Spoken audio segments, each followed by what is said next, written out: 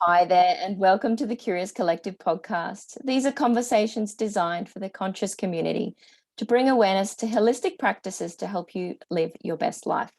So tap into the wisdom and knowledge of our guests to extract what you need to heal, transform, and live as your true soulful self. Now, there's a funny story for your guest today. It is actually me. And this is actually the second time I have recorded this whole podcast. I didn't have my headphones plugged in. Therefore, the first recording is just this muffled sound coming from my dodgy old laptop. So take two, here I am. So hi, I am Kate Chisholm, creator of this podcast, coming to you for a special episode today around quitting busy. So how many times in your life do you say to someone, or have you heard someone say to you, like, how's your day been? Or how are you? Oh, busy. What have you been up to? How's your week? Oh, so busy. Oh my goodness. Let's quit busy. Let's all challenge each other over the coming week and onwards to quit busy. Let's see how we can do that. So busyness is this like gross energy that makes your life full. So when I initially quit busy 2 years ago, I replaced it by saying to people that my life was full and abundant. And I thought that meant, for me, my perception of it was, my life is full of doing all the things that I love, and I'm living abundantly, bringing joy into every moment. But what it was actually saying to other people was, my life is full, don't come in here. Yeah, my life is full, I'm abundant, I'm happy, I don't need you. So I had to change that language up too. So how is your week? Yeah, it's pretty good. It's been a bit crazy. The kids have been doing but it's going well. If we want to create an energy of not being busy, let's stop saying that we're busy.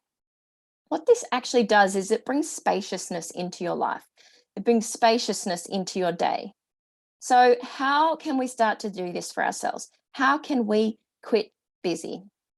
So if you want to go really, really deep on it, you can actually do some values-based work. So you can figure out, what is it in this lifetime that I truly love? Like, what are my values? So for me, my top values are community, connection, authenticity, and integrity. So you can do values-based activities to figure that out for yourself if you want to go really deep. Another way to do it is by just being in a space of doing things that you love. For example, someone asks you if you want to do something.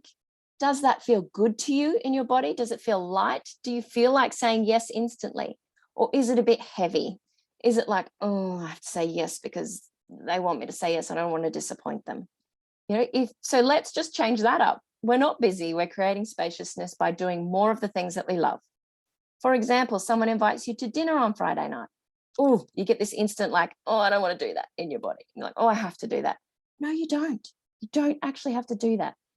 So over the coming weeks in my group on social media, I'm going to be teaching people beautiful ways to be able to say no, but remain open in your heart. You can actually say no. I know it might be hard for those that have been in patterns of being people pleasers in the start, or don't have yet the power to step into this for themselves. But let's do this. Let's talk about this. Let's get curious, people. That is what this podcast is called, and that is why we are here today. We want to quit busy. So the overarching beautiful thing for all of this is boundaries. So I'm military, so this is left and right of arc, where you can safely go to on this side, where you can safely go to on this side. If we want to cultivate healthy boundaries in our life, where do we start to do that? So if you've done your values-based work, you can bring that into it as well, but you don't necessarily have needed to go so deep into it yet. You can just ask yourself 2 questions, and those 2 questions are, what am I willing to accept? You can break that into different areas of your life if you like. So business, family, finances, friendships. What am I willing to accept? And then the second question is, what am I not willing to accept? What am I not willing to accept? So by writing those two questions down and doing that activity, it's going to give you your baseline boundaries. And then you just start practicing them. So I'm not willing to accept people lying to me. I'm not willing to accept people projecting their problems onto me. I'm not willing to accept doing things for free constantly. I am willing to accept helping amazing soul-aligned humans get curious. I am willing to accept helping my children navigate through this lifetime by bringing more joy into their lives. You can sit down and go really deep on it. You can do this activity over the space of a week. Have your notebook around with those two questions and just keep writing things down.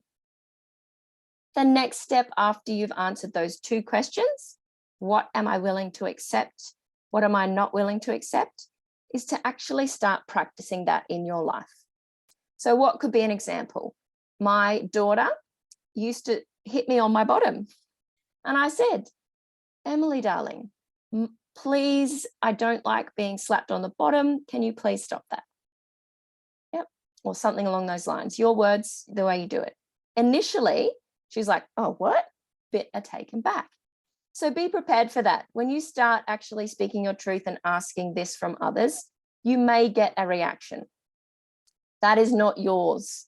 So sometimes when we set boundaries with people, it either triggers or activates them to go, oh, Kate doesn't like me, or Kate thinks I'm XYZ. It isn't any of those things for you. I encourage you to stay in your power. So if we think about energetically, our power center is our solar plexus chakra energy center. So when we stand in our power, it's a fire center. So we are self-confident, we're self-assured, we make fantastic decisions and we're confident. So if you're asking someone, I don't like just being called, are you able to please text or email to arrange a time to talk on the phone? And they're like, oh, that doesn't work for me. That is not yours to own. That means that that other person doesn't have particularly good boundaries, or they may be working on their boundaries right now. So you're actually helping them by showing them how to maintain and cultivate healthy boundaries. There are ways to say things that aren't going to, upset the apple cart. But again, you're not here to people please. You're not here to pander. You're here to speak your truth about what is important to you and why that matters to you. So if you're really interested in cultivating some boundaries for yourself and figuring out ways to be able to say no, but remain open in your heart, do some boundaries work. So I have a Facebook group called the Conscious Community, Power Within Conscious Community. And over the coming weeks, I'm going to be posting in there some really amazing ideas and tips and activities to help you to formulate beautiful boundaries for yourself. By formulating beautiful, amazing boundaries for yourself, you not only help you, but you also help those around you. I have 3 young children, so it's important for me to have beautiful boundaries because it is then modeling for them that they also can have those boundaries. I hear conversations between 2 of mine now saying, I don't like it when you do X, Y, Z. Can you please do this? So there's these beautiful, open, healthy communication going on between relationships in the household. Remember, as a parent, friend, partner, you are not here to make other people happy. They are here to make them happy. You are here to make you happy. And you'll be surprised the difference when you start to focus that energy back inwards and tap back into the power within you by cultivating boundaries, doing more of the things that bring you joy. That vibration of that is going to vibrate out into your family, into your friendships, into your business relationships, into your partnerships. Try it. It's amazing.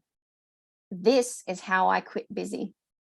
Yeah, I started removing connections on Facebook that I didn't connect with anymore. I started removing myself from groups on Facebook that didn't serve me anymore. But we change, we evolve, we shift. So doing more of what brings us joy. Does it feel good in my body? Do I want to do it? Yes, do it. Does it not feel good? Does it feel heavy? Look at a way to not do it. Speak your truth. Step into your power. By creating beautiful, healthy boundaries, we're safe, we're secure. We are communicating well within relationships with ourselves and with others. We're standing in our power. We're self-confident. We're self-assured. We're empowered. We come from a place of compassion, empathy, love. We speak our truth. We hear our truth. You hear more in what people are saying to you than they perhaps are even saying to you. You're able to read between the lines. We use our intuition more when there's spaciousness in our life through creating boundaries. And we're able to connect better with our higher self. Does this sound good to you? Does this sound really good? I can tell you it feels good. So for the last 2 years, this is something I've deeply been working on for myself, and it's amazing. And you can quit busy too. You can quit busy too. It all comes down to choice. What do you choose? If you want to know more about this, you can connect in with me personally. There's some links here in the text, wherever this is posted. Or you can connect into our Facebook community. There are so many ways that you can support yourself. If you want to get really curious about this, come into the community and support yourself alongside other consciously connected, curious humans in our soul tribe. Thank you so much for listening to me talk about how to quit busy today. If you want to create spaciousness in your life, you can. Thank you.